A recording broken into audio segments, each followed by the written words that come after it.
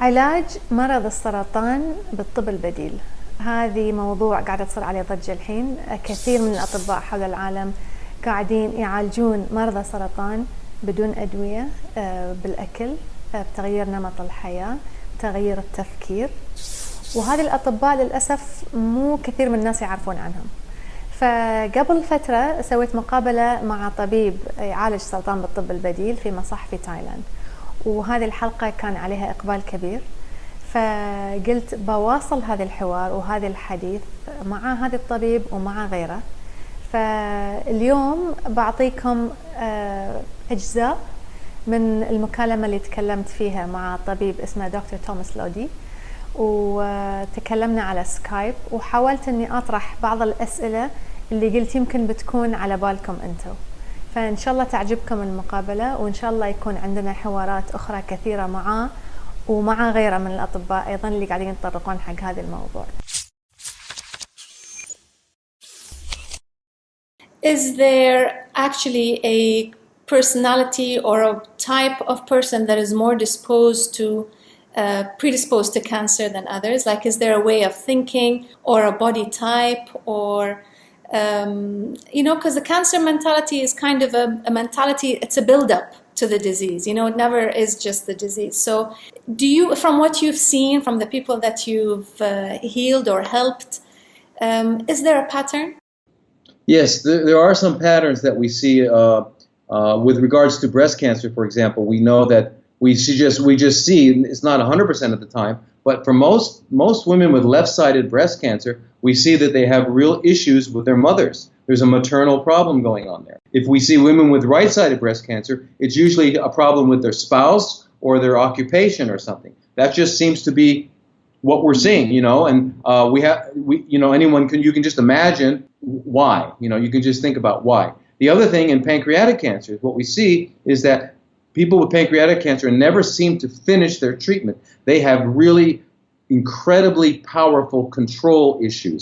They must control. And the one thing about cancer is it's the first time in your life, if you thought you had control of your life, once cancer comes in, you realize you have no control. And this freaks them out, and they go into a tailspin. And so I've had many people with pancreatic cancer where we get them like 80, 90% better, and they go, I'm going to go. And then they go and they come back 2 months later and it's back. So we treat them again, and then they go. It's like they never quite finish, and then finally they can't come back. So I feel pain. But anyway, there's different ones. But one thing I'd like to mention to you is that we now know in the epigenetic studies that chemicals like a hormone fits onto a receptor and it stimulates cellular metabolism. But we also know that energy has electromagnetic frequencies, and other energies, including thinking, has even it's been proven now scientifically 10 times more effect than the chemical. Okay, and so the way we're thinking and what we're doing is affecting it. The other thing to remember is that when you are afraid, your body has two different switches. One is the hypothalamic pituitary adrenal axis, which is your hormonal reaction, and that means you turn on adrenaline, you turn on epinephrine, and you turn off all the other ones, and you turn on cortisol. When you turn on those things, what happens is it shunts all the blood away from your organs that are required for life into your muscles, because it's a fight or flight. So now you've taken away the body's healing and metabolizing, and it's into that mode. No, I'm curious on that same note, actually. So are you saying that their fear in general caused the cancer, or once they got the cancer diagnosis, the fear made it worse? No, well, what I didn't get to was that what we now also know is that only 5% of our mind is conscious. 95% is unconscious. We know that 4 billion inputs of information are coming into our brain every second, but that our conscious mind can only deal with 2,000 inputs. So 2,000 is what? Of 4 billion is something like 1 200 millionth or something. In other words, it's just the tip of the iceberg is conscious. The rest of it is unconscious. And most of our unconscious mind was uploaded between the ages of 0 and 6 or 7. Because as you know, none of us have many memories at all before the age of 6 or 7. And the reason is, when we look at the brainwave patterns, we realize that we were mostly in theta. And theta is an uploading, learning kind of situation. So we were in theta uploading, and what were we uploading? We were uploading our parents, we were uploading our friends, which is why so many people find out they get older and they finally have babies and they go, oh my gosh, I'm just like my mother, I'm just like my father. And you don't realize that you are, but and think about it, most of our behavior doesn't come from consciousness. When we have to consciously drive a car, like when you first learned to drive a car, you had to pay attention to every little thing and look out the window. But soon, once it went into the unconscious, you can drive and you can put on your makeup and you can talk on the phone, you can do anything you want and drive. The same with walking. So most of our behavior is on automatic. Most of our responses are on automatic. So the problem with a specific Cancer personality is this, is that most of what we do and think comes from an unconscious, or what we call subconscious level, and we cannot access that. So there are methods to control this, and we can get into that at another time, but that's what you have to do, is you have to control that. A big, important issue to understand is that the cancer industry has spent literally billions on making cancer the most dreadful thing that you could ever hear. And once you hear that word cancer, you are gone. And you become a victim, and they say, cut off my breast, okay, cut off my arm, okay. And we just succumb, and we fall into that. And then they come to me 8 months later, a year later, in tears, and their body's a mess. And they realize that all that they did didn't help. But anyway, what I'm saying is that, so therefore, most people are now living with this subconscious fear of cancer. Okay, and you have to understand that this brain is an incredible computer. You know, if you're focusing on something, you're going to produce it. So we have to learn to de-stress. The bottom line is we have to turn off the stress. So I would say if there is a Cancer personality, it's a very high-stressed, high-strung person who really wants to control, who has a need to control. And the thing about life is you probably can't control it. You know that old joke, you want to make God laugh? Tell him your plans.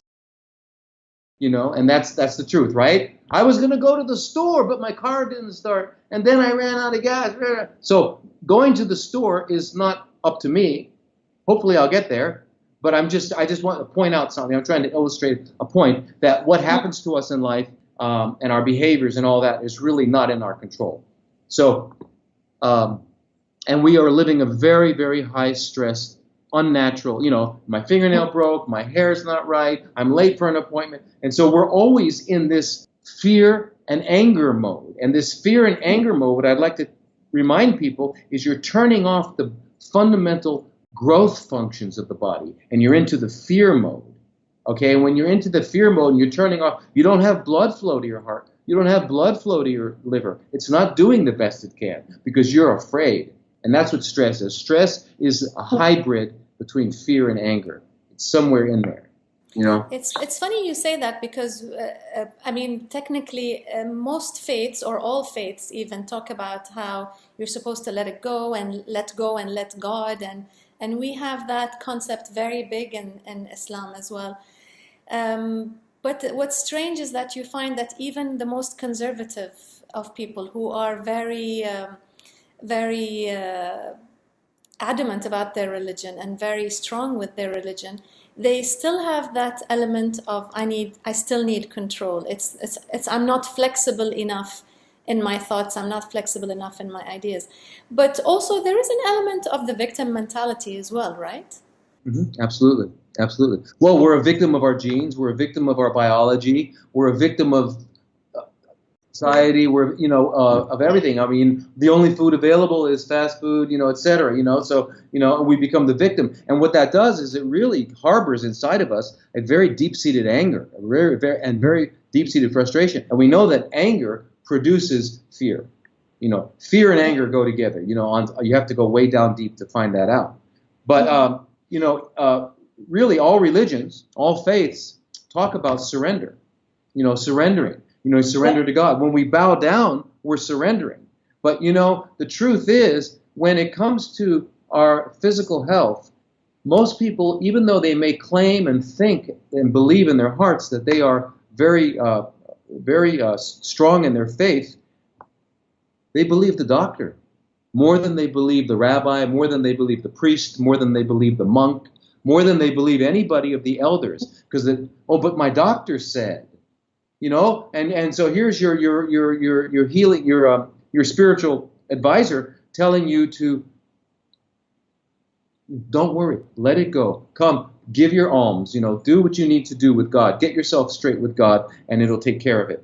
No, I've got to do this, I've got to do that. So anyway, part of it is that we all have an unconscious, subconscious religion called science. And it really is more powerful than what we think is our true faith. That was a very good point.